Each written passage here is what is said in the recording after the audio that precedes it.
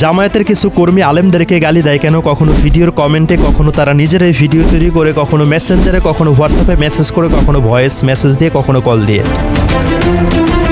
এখন কথা হলো, বাংলাদেশের আনাচে কানাচে বিভিন্ন জায়গায় বিভিন্ন ধরনের অশ্লীল কাজ হয়, অন্যায় হয়। সেই সমস্ত অন্যায়ের প্রতিবাদ তারা করতে জানে না, কিন্তু আলেম ওলামাদেরকে ঠিকই তারা বকাবাদ্য দিতে পারে, বকাবাদ্য দেয় লিখে, এমনকি বকাবাদ্য দিয়ে ভিডিও তৈরি করে।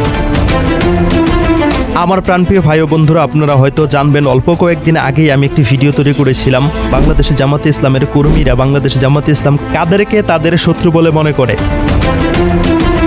আমি সেই ভিডিওতে প্রমাণ করেছি বাংলাদেশে জামাতে ইসলাম ওলামাই কেরামদেরকে, হক্কানি রব্বানি আলেমদেরকে নিজেদের শত্রু বলে মনে করে, যে কারণে হক্কানি রব্বানি ওলামাই কেরামদেরকে তারা ছাড় দিয়ে কথা বলে না। আমাদের কথা বাদ দিলাম, আমাদের ভিডিওর কমেন্টে আমাদেরকে মেসেজ করে হোয়াটসঅ্যাপে বিভিন্ন ধরনের কথা বলা হয়, সেগুলো না হয় বাদ দিলাম, আমরা কোনো আলেম না।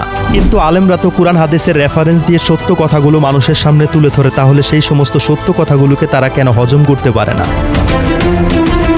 সেই সমস্ত সত্য কথাগুলো শোনার পরে কেন তারা আলেম ওলামাদেরকে বকাবাদ্য দেয়? আমার প্রাণপ্রিয় ভাই ও বন্ধুরা, আজকের এই ভিডিওতে আমি প্রমাণ করে দেব বাংলাদেশে জামাতে ইসলামের কিছু কর্মী ওলামাই কেরামদেরকে তারা কি পরিমাণে বকাবাদ্য দেয়, তা দেখলে আপনার চোখ কপালে উঠে যাবে। তাদের এই সমস্ত কথাবার্তা শুনে একদম স্পষ্টভাবে বোঝা যাচ্ছে তারা আলেম ওলামাদেরকে নিজেদের শত্রু বলে মনে করে। তাদের কথাবার্তা শুনে, তাদের কথাবার্তার ধরন দেখলে মনে হয় আলেম ওলামা যদি কোরআন হাদিসের রেফারেন্স দিয়ে ইসলাম প্রিয় মানুষগুলোকে দিনের পথে ফিরিয়ে নিয়ে আসে, তাহলে তো ওনাদের ব্যবসার লালবাতি জ্বলে যাবে। যেই কারণে হক্কানি রব্বানি ওলামাই কেরামদেরকে তারা ছাড় দিয়ে কথা বলে না, ওলামাই কেরামদের ক্ষেত্রে অশ্লীল বাক্য ব্যবহার করে তাদেরকে বকাবাদ্য দেয়। আমার প্রাণপ্রিয় ভাই ও বন্ধুরা, আপনারা হয়তো মুফতি শামসুদ্দোহা আশরাফি হাফিজাহুল্লাহকে চিনেন অনেকেই। মুফতি শামসুদ্দোহা আশরাফির ভিডিওর কমেন্টের মধ্যে তো তারা গিয়ে অশ্লীল ভাষায় গালাগালি করে কমেন্টে, এমনকি মুফতি শামসুদ্দোহা আশরাফি হাফিজাহুল্লাহকে তারা হোয়াটসঅ্যাপে মেসেজ দিয়েও গালাগালি করে।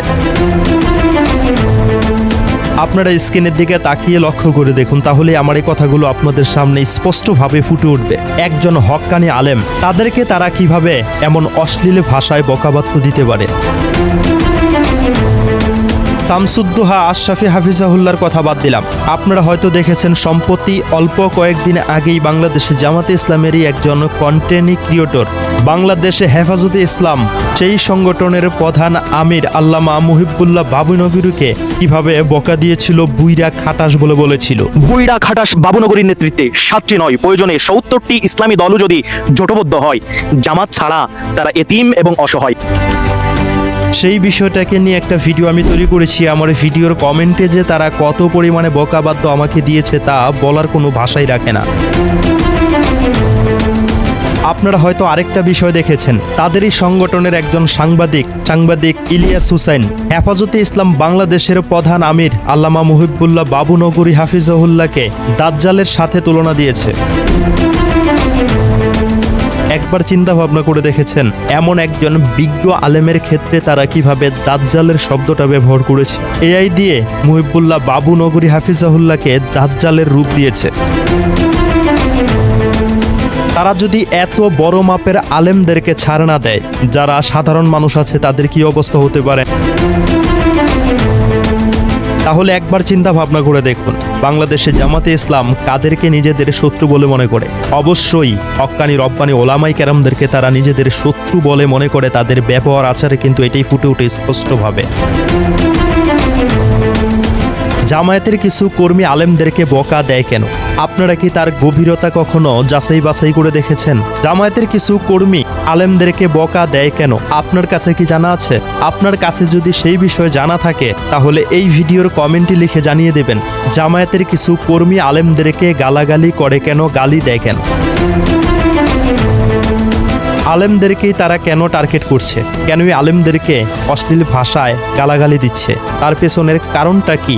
এমন কোন রহস্য লুকিয়ে আছে যেই রহস্যের কারণে জামায়াতের কিছু কর্মীরা আলেমদেরকে গালাগালি দিচ্ছে? আপনাদের কাছে যদি সেই রহস্য জানা থাকে, তাহলে অবশ্যই কমেন্টে লিখে জানাবেন। আপনারা দেখছেন বাংলা রিভিউ RBM। ভিডিওটি যদি ইউটিউব থেকে দেখে থাকেন তাহলে বাংলা রিভিউ আরবি এম ইউটিউব চ্যানেলটিকে সাবস্ক্রাইব করে দিতে পারেন।